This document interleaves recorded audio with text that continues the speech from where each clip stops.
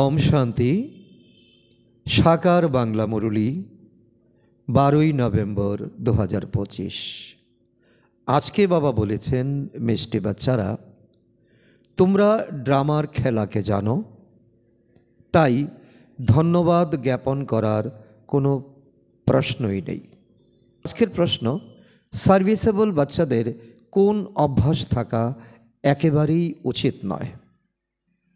কারণ সার্ভিসের আধারে আমরা ভাগ্য প্রাপ্ত করতে চলেছি, সিংহাসন প্রাপ্ত করতে চলেছি, সত্যযুগের দেবী দেবতা হতে চলেছি।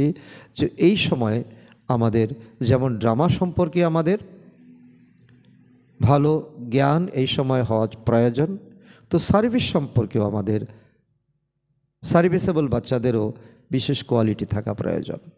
তো উত্তরে বাবা বলছেন, চাওয়ার। তোমাদের বাবার থেকে আশীর্বাদ বা কৃপা দিয়ে চাওয়ার প্রয়োজন নেই।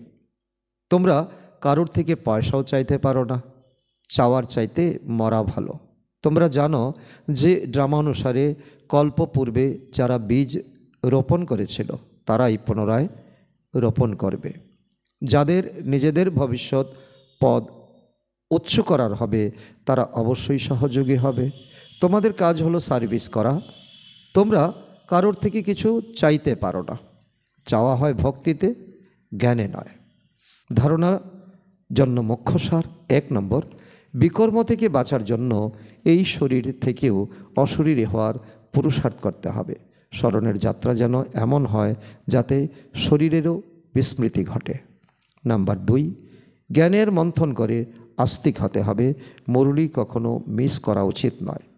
নিজের উন্নতির জন্য ডায়েরিতে স্মরণের চার্ট নোট করতে হবে।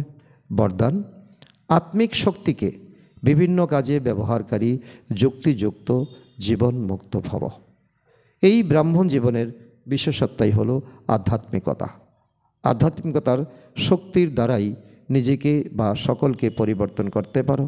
এই শক্তি দ্বারা অনেক প্রকারের শারীরিক বন্ধন থেকে মুক্তি পাওয়া যায়, কিন্তু যুক্তিযুক্ত হয় প্রত্যেক কর্মে লুজ হওয়ার পরিবর্তে আত্মিক শক্তিকে ইউজ করো।